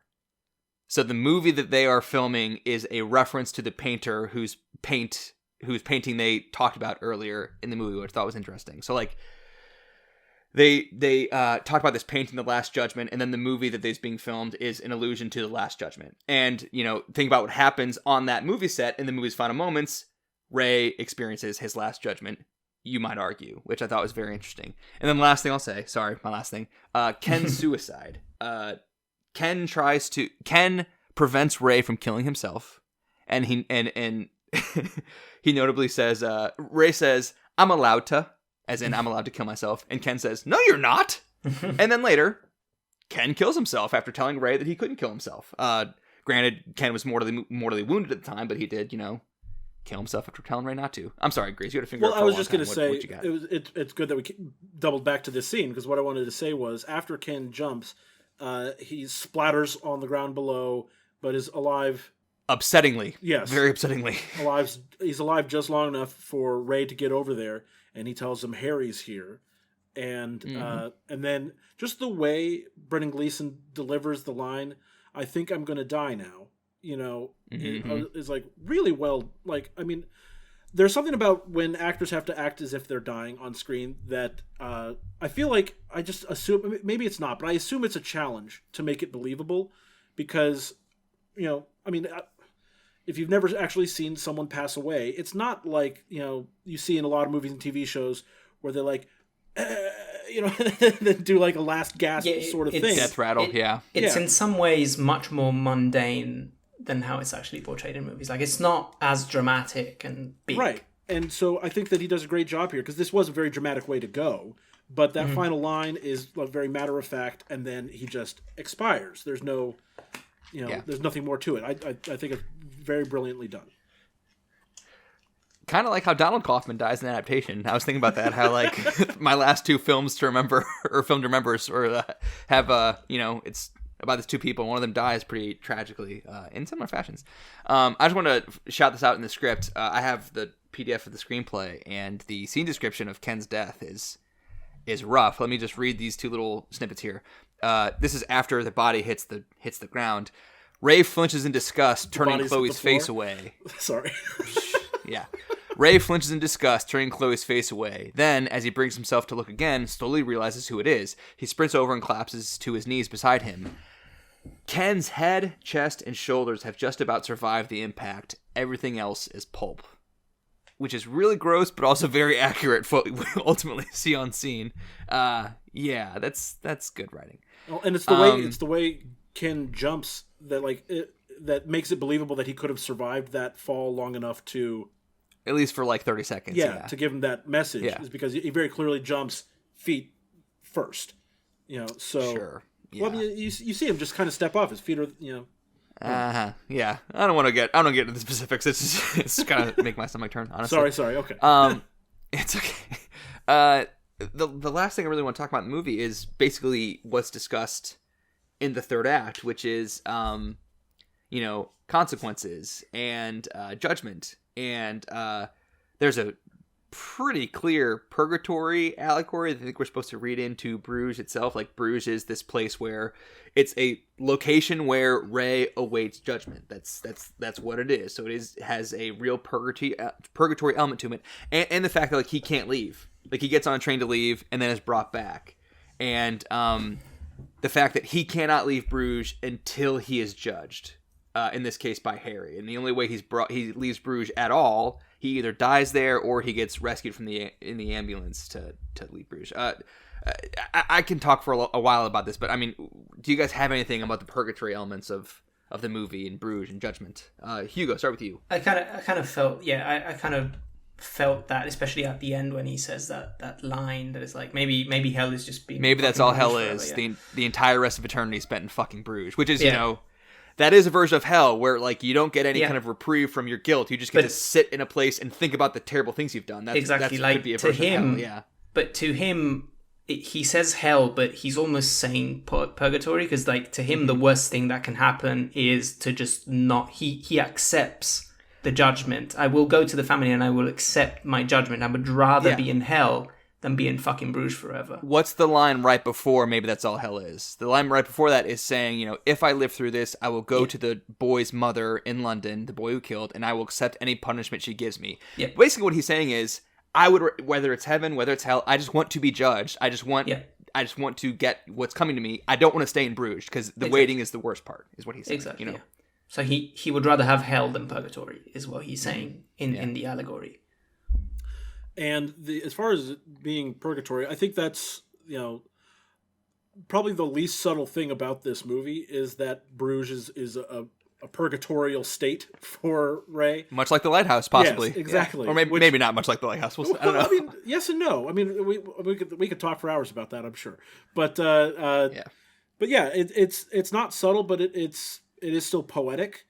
And it's the kind of not subtlety that I appreciate, because it is the message of the movie, is to focus on the ethics and the result of your life's decisions.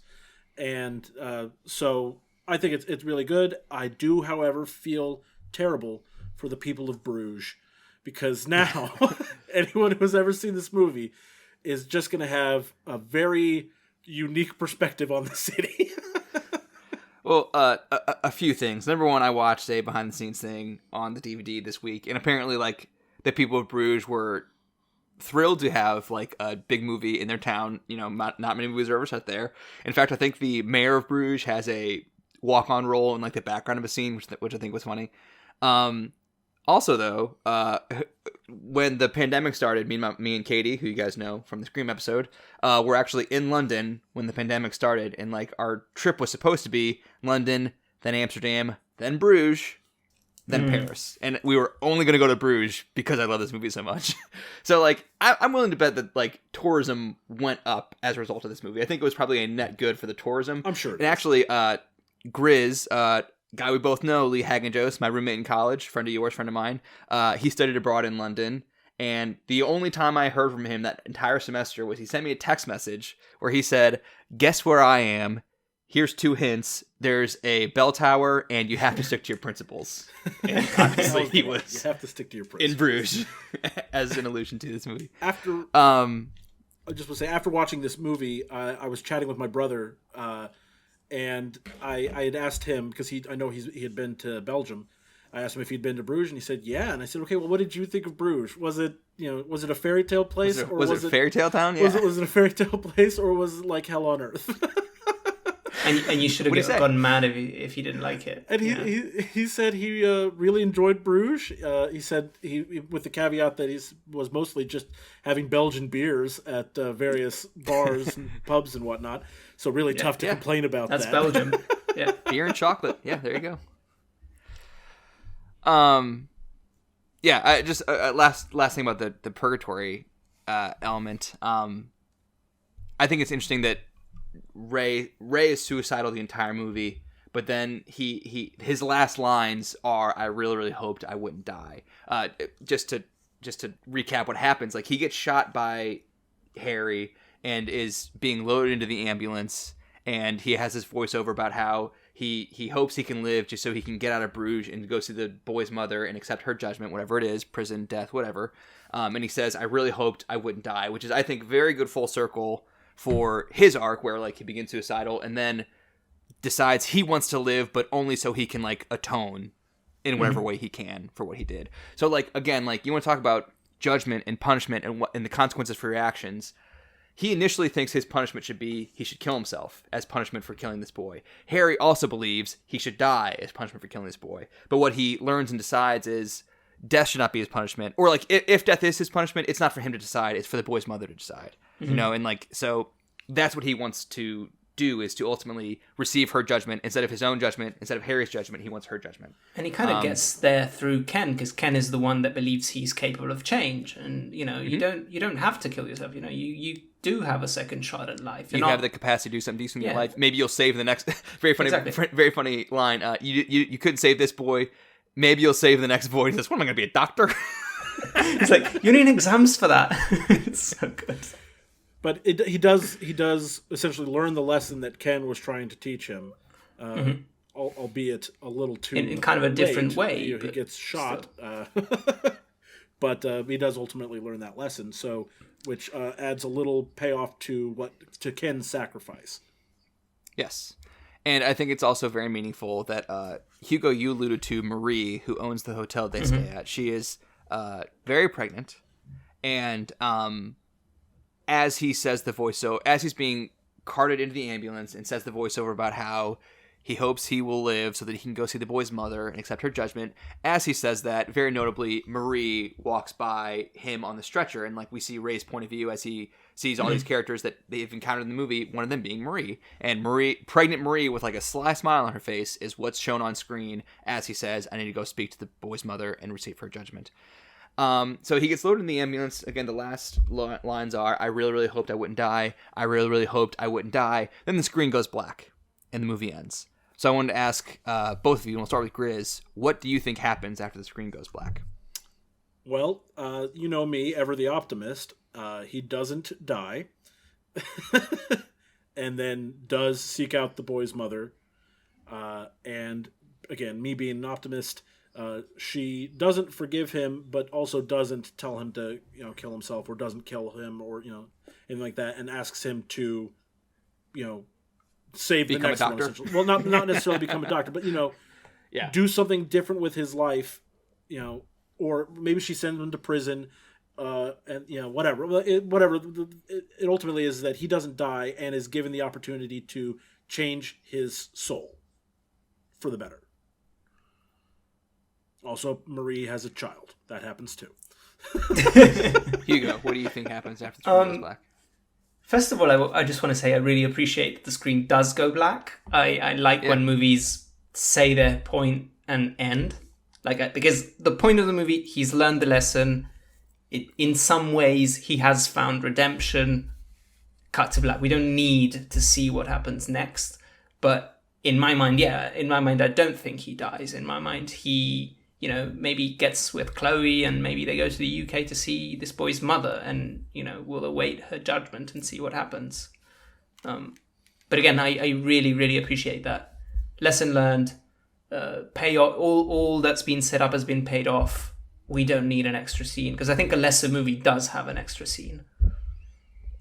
Yeah, there actually is an extra scene in the screenplay, which I will talk about in a second, but I want to talk about this a little bit real quick. I also kind of hopes he doesn't die, just because, the whole movie is basically him coming around and, wanting to live. Yeah. Why does he want to live is a different story. It's just so he can basically possibly die by someone else's hand, but he still, wants to live. Starts the movie not wanting to live, then wants to live. So I hope he lives.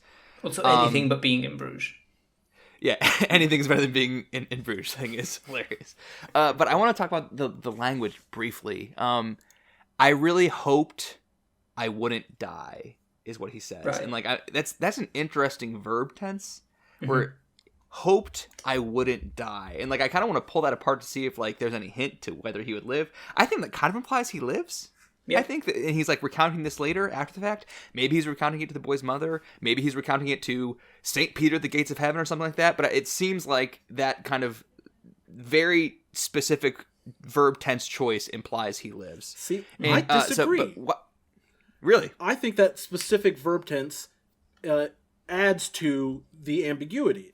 Because if he's dead... It is very ambiguous. If he's a dead narrator, I'd really hoped I didn't die. Well, now it's past tense. He did die. He didn't say didn't. I'd really hoped I didn't die. I really hoped I wouldn't die. Well, whatever. There's still like a... I really hoped I wouldn't die. But the hoped being past tense, if he's a dead character and is narrating this film, then it's past tense because he at the moment he hoped he wouldn't, but he did.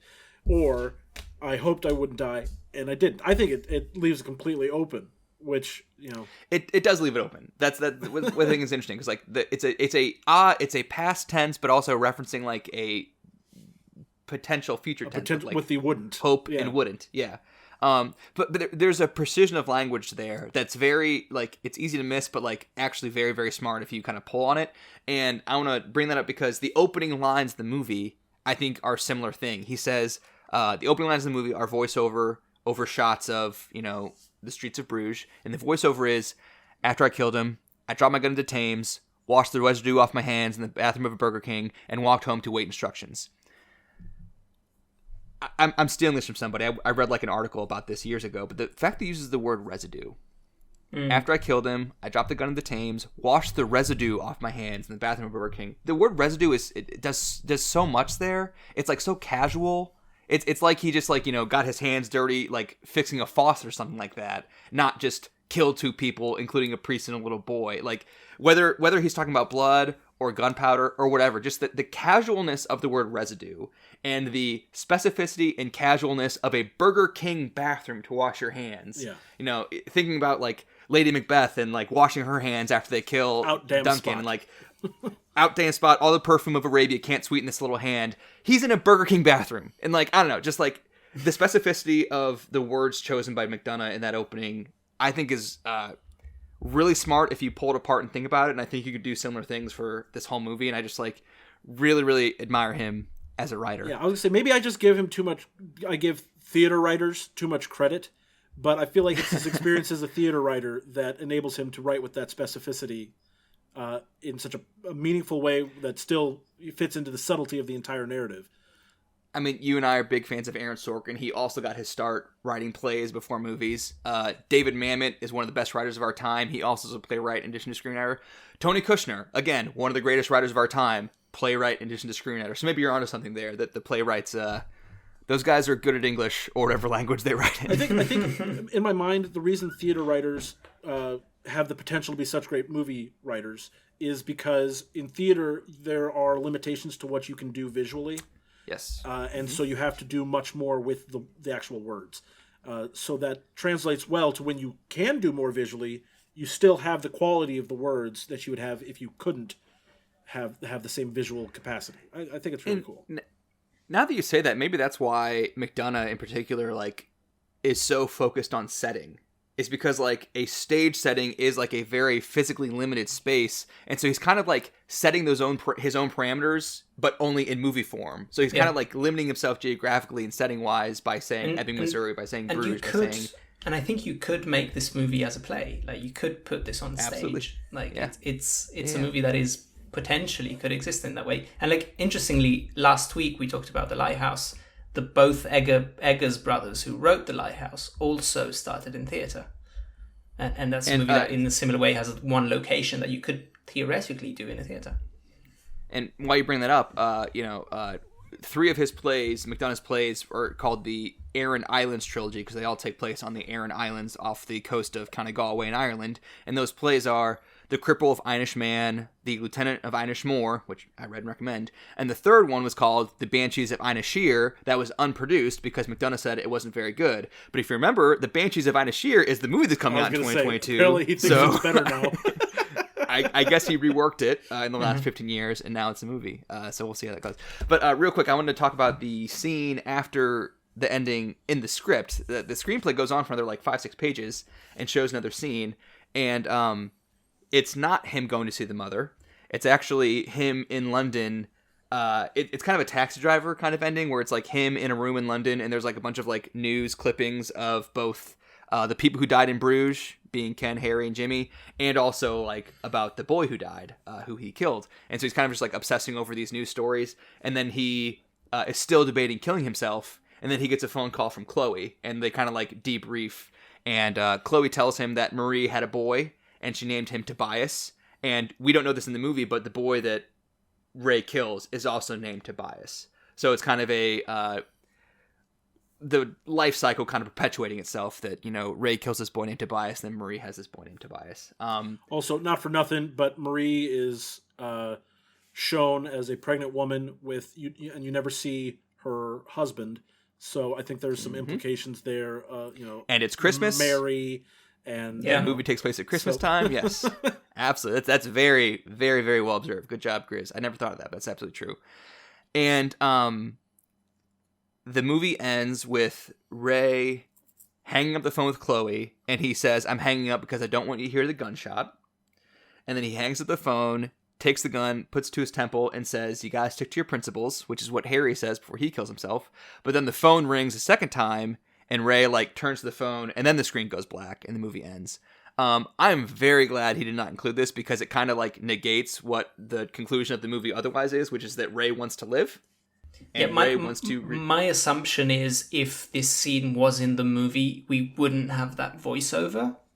No, he does the voiceover instead of this, which I think works and I think so much better. Yep, I completely agree. Yeah.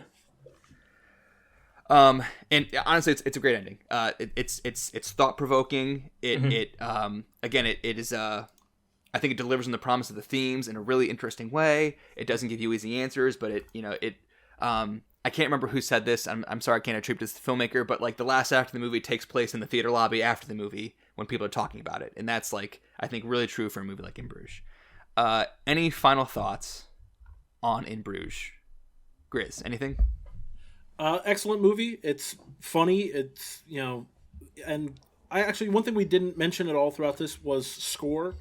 For the movie, Carter Burwell, the great Carter Burwell. It's excellent, and in particular in the final scenes of the movie, the volume builds, and it's the first time that I think it really stands out. It's like, wow, this score is impactful, and it's the whole scene where he's Harry's chasing Ray through Bruges.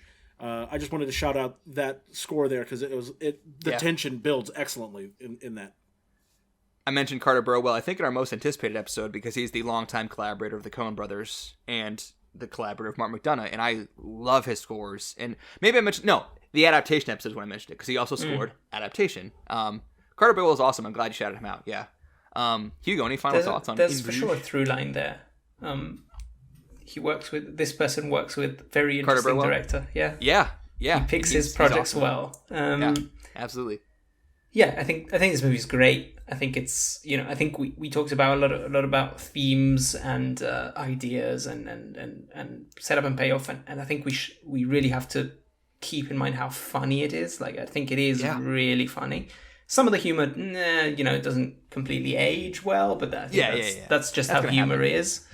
It was edgy. It was edgy humor at the time, and edgy humor at the time. It is edgier today. Well. Yeah. I think it still works in the context of these are not very good people, and you're kind of laughing explicitly at them. Not good people. You're kind of laughing at them being like this, and so the movie kind of gets away with it in a way that other movies that aren't as creative as Smart, I don't think, would get away with it.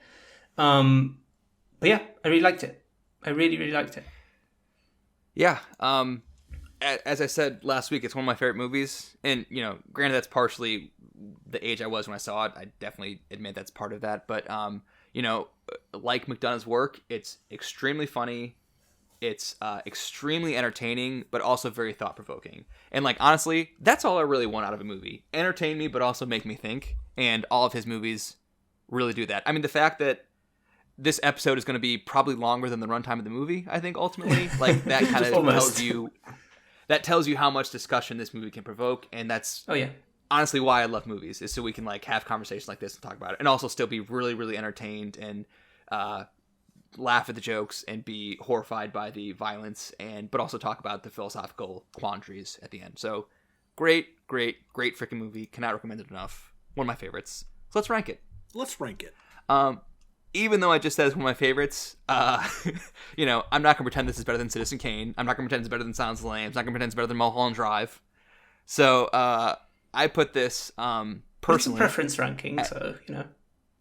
Yeah, I put this at number 11. And so I'll list off the top 10 to tell you what's in front of it. So number 1, we have Ferris Bueller's Day Off. Number 2, Dr. Strangelove. Silence of the Lambs, Paddington 2, Shaun of the Dead, Boogie Nights, The Departed, Lawrence of Arabia, Mulholland Drive, The Thing. And then I put mine just below The Thing. If I'm being honest, I like this more than a few of those movies I just listed, but, you know, we're doing our best here. So I have it at number 11. Grizz, where do you have it? So I went to look at my list of my top 300 movies of all time that I had made a few, like a month ago or something like that. And I realized that I had In Bruges needed to be moved up. So In Bruges moved way up in my rankings quite a bit on my top 300. And so now it is just above The Lighthouse for me on my top 300 list. So I'm putting it just above The Lighthouse on our list here. So that for me puts it at number 16, just after Your Name, 16. Which of course is one of my top 5 favorite movies of all time. So and just for those keeping track at home, I went to number 11. So between 11 and 16 where you are, there's Memories of Murder, Citizen Kane, It's a Wonderful Life, Chinatown, and Your Name. Then you put In Bruges below Your Name. Yes. Hugo. I'm having a hard time with this one because I keep a personal list of the film to remember's ranked. I have it privated on my letterboxd just so I can have an idea of where I would personally. That's a really good idea. Yeah, where I would personally keep this, and I think on my personal list is at number 17. So I think I'm going to move it slightly higher than I would put it on this list because I don't think I would put this higher than Citizen Kane, It's a Wonderful Life, or Chinatown, for me personally. But I would put this lower than The Lighthouse, Wind Rises adaptation, Scream, and John Wick. Those are some bangers. That's tough. Tough not to crack there. Yeah. So just for the sake of playing the list a little bit, I think I'm going to go at number 19. So 19. Yeah, not where I have it currently in the doc. So I need to redo my math then. I'm sorry. I'm going to put it below adaptation and above Scream. So listing off, you said down to 15. 15 was Your Name, 16 is The Lighthouse, 17 is Wind Rises, 18 is adaptation, 19 and 20 are John Wick and Scream. Or Scream and John Wick. So Scream and John Wick, yeah. Yes. I said them in the wrong order, but yeah. I have it at 11, Grizz has it at 16, Hugo has it at 19. That averages out to 15.33333333. So I think it should go right where Grizz has it, at number 16, like right after between Your Name and The Lighthouse. Grizz nailed it. So that's where I'm going to put it on the outline. In Bruges. Hold on. I have to change there we go. Okay. Excellent. Now there it is. 16. So, good movie. Great movie. Good stuff. What are we talking about for our next film to remember? Hugo, it's you. For our next film to remember is the other film that I watched this week. It was a first-time watch, but I was so impressed by it, and it's from one of my favorite directors. I don't know why I didn't watch this. We already did a whole episode on this person. We did an episode on Steven Spielberg. It was one of the earliest episodes of the podcast, but we're bringing back a Spielberg movie next week, and we're doing what is, I think, his most controversial film, which I think makes it an interesting pick for this podcast, and it's Munich, the film he made in 2005 with Eric Bana about the Israel-Palestine dynamic. Very, very, I think I was very impressed with the movie, and I'm looking forward to talking about it. It's really, really, really good. Yeah. Like, as I was telling you guys off mic, I didn't see it for the first time till like a year or so ago, and I don't know how I missed it, because it's so good. I think extremely overlooked in terms of Spielberg movies. At least by me, that's for sure. If other people are like me, then it's definitely overlooked. Because I overlooked the hell out of it, and I watched it for the first time for our Spielberg episode. And but we'll talk about it next week. I saw it too. Much. Yeah. So I think it actually cracked my top 5 Spielberg. Like, I watched it for the first time days before we recorded, and I think it jumped into my top 5 after one viewing, which says a lot. I'm excited to talk about it, for sure. Yes, me too. Grizz, where can we find you online? You can find me on twitch.tv/goodgamegrizz, and you can also find me Twitter and letterboxd at goodgamegrizz. Please give me a follow. I'd really appreciate it, especially on the Twitch. I'm trying to hit 200 followers before my birthday stream on April 15th. So if you could, I'd really appreciate that. Hugo. And you can find me at Hugo_Pinay on Twitter and at Hugo Pinay on Letterboxd. And you can listen to the Large Popcorn episode on Moonlight. That should come out Tuesday, the 22nd? Tuesday, isn't it? Tuesday. Tuesday. as the Brits say, as our friends across the pond say. Yeah. You can find me on Twitter at SleepJoshB. You can find me on YouTube, Movies I Love, So Can You. Oscar reviews coming up at some point. I'm behind already on those, even though the Oscars are still a month away. But tune in like the Saturday before the Oscars, and I'll just like drop like 8 videos in one day when I finish them. Otherwise, thanks for listening. Please rate, review, subscribe, whatever. Follow us on Twitter at RTF_pod. And tune in again next week for MUNICH. I believe it's pronounced MUNICH. MUNICH. Thanks, everybody. See you guys. Bye. Nooks and crannies. Yes, perhaps this would be more accurate.